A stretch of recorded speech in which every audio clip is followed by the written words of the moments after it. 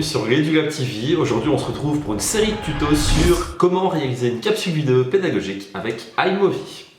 Alors, une fois rentré dans l'application iMovie, nous nous retrouvons dans ce qu'on peut appeler le panneau de contrôle. Pour créer une nouvelle vidéo, on va cliquer sur Créer. Alors, on nous donne le choix entre film et bande-annonce, on va sélectionner l'onglet Film. Et on se retrouve là maintenant dans ce qu'on va appeler la timeline. Ça va un petit peu être notre palette de peintre numérique avec laquelle on va pouvoir créer une vidéo. Alors, comment pouvoir monter sa vidéo? Alors, tout d'abord, il va falloir aller chercher les dossiers que l'on va importer comme image. Alors, je vais cliquer sur la petite flèche juste ici. Et lorsque je vais cliquer sur la petite flèche juste ici, il va me proposer d'aller prendre le dossier qui va me servir pour importer les vidéos. Donc là, j'en ai déjà préparé un qui est tutoriel iMovie. Et je peux voir que j'ai déjà des fichiers qui sont à l'intérieur. Je vais cliquer une fois dessus. Je vais cliquer sur importer la sélection et tous mes contenus vont s'importer dans mon espace de travail pour que j'aille plus facile à les retrouver pour réaliser mon montage. Alors une fois que j'ai ces différents points, il y a différentes actions qui vont revenir dans tous les programmes de montage. Alors d'abord, prenons la petite introduction que j'ai fait juste ici. Je la prends et en fait ça fonctionne par un système de glisser-déposer. Donc je laisse mon doigt appuyer sur le contenu et je viens le déposer dans ce que l'on appelle la timeline. Alors, une fois que mon contenu est déposé, je peux voir que je peux voyager dans ce premier plan. Alors, cette barre-ci symbolise l'instant T, l'endroit où l'on se trouve pour le moment dans la vidéo.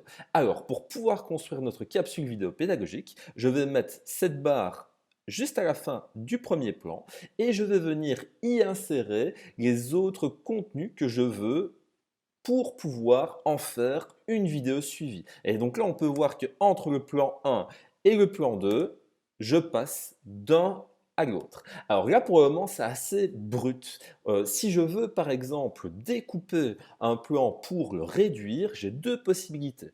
Tout d'abord, je dois me mettre à l'extrémité d'un premier plan et je peux le faire diminuer.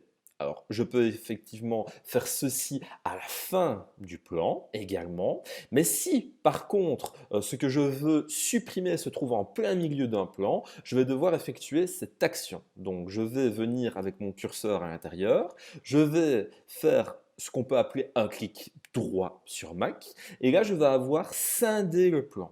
Je clique une fois dessus, et je peux voir que mon plan s'est découpé comme si j'avais pris un ciseau entre le premier et le deuxième. Et après, il me suffit de reporter l'action à l'autre partie que je voudrais bien supprimer. Par exemple, quelques secondes après, je fais encore une fois scinder le plan et je vais pouvoir venir supprimer cette partie qui me posait problème pour ne garder que ce qui m'intéresse dans ce cas-ci.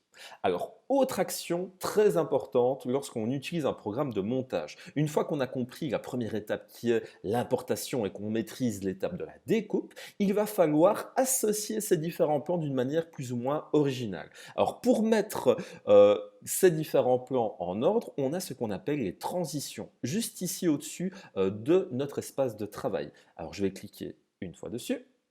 Et on peut voir que iMovie me propose des transitions assez bien faites, basiques, qui vont me permettre de mettre tout ça en ordre. Une fonctionnalité qui va particulièrement intéresser les enseignants lorsqu'ils vont vouloir faire des capsules vidéo pédagogiques, tout le monde ne va pas se sentir à l'aise avec sa propre image. Et vous allez juste parfois vouloir annoter une image avec une voix off, un son sonore. Alors comment faire? Je vais retourner dans cette partie-ci, juste ici, dans mes données, et je vais venir sélectionner une image. Par exemple, cette image-ci que je dois venir placer à la suite.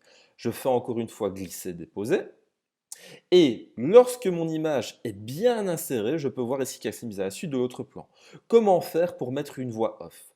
Dans cette petite onglet-ci, dans ce petit onglet-ci, vous avez enregistré une voix off. Eh bien, pour commencer à enregistrer, je vais placer ma barre d'instant T juste ici au début de mon image, de mon plan. Je vais cliquer sur enregistrer une voix off et on voit qu'il y a un petit bouton rouge qui apparaît.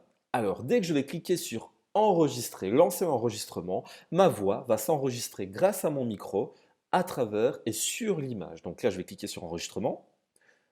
On peut voir qu'il y a un petit décompte qui est en train de s'afficher. Et donc, vous pouvez voir ici les déchets nucléaires dans leur baril.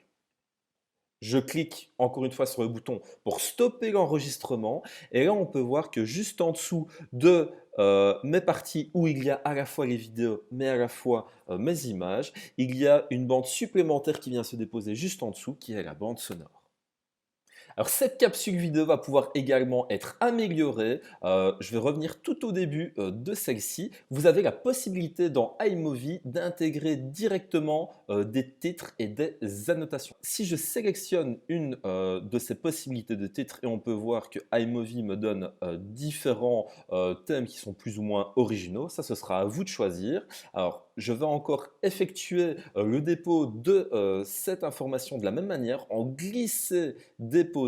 Je viens le mettre à l'endroit où j'ai envie de placer le titre. Donc là, par exemple, je vais le mettre en tout début. Je le lâche. Alors là, on peut voir qu'il me met un assez grand espace titre ici. Pour pouvoir compléter cet espace avec ce que j'ai envie de moi-même écrire, je vais soit double-cliquer dans cet endroit pour écrire, et je vais mettre par exemple tutoriel de géographie. Je peux changer la couleur en cliquant dans cet espace pour mettre le texte dans une couleur différente ou encore changer la police de ce texte.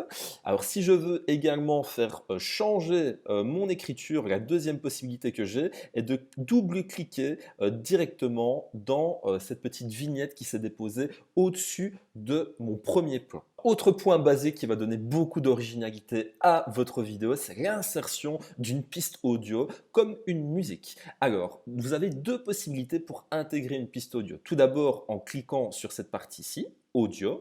Et là, soit l'ordinateur, vous avez déjà des musiques qui vont pouvoir être intégrées dans cette vidéo et vous allez pouvoir la mettre directement, soit vous l'aviez mis au préalable dans le dossier que vous avez importé au début de votre vidéo. Alors moi, je l'avais déjà par exemple mis au préalable, donc je vais venir la sélectionner, toujours de la même manière, je fais un glisser, déposer en laissant bien appuyé et je peux voir que ma bande sonore s'est mise en dessous de ma première vidéo. Alors attention, point super important, ne sélectionnez que des musiques libres de droit et pour ça je vous conseille de retourner voir le webinaire qu'on a pu donner à ce sujet.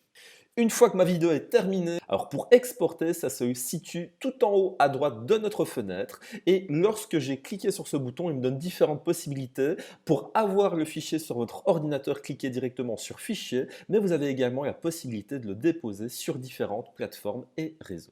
Je vous remercie d'avoir regardé ce tuto. Je vous donne déjà rendez-vous pour les prochains épisodes qui porteront sur iMovie. Restez bien chez vous. N'oubliez pas la fiche FSE. Également, abonnez-vous à notre chaîne et je vous donne déjà rendez-vous pour le prochain tuto. Au revoir.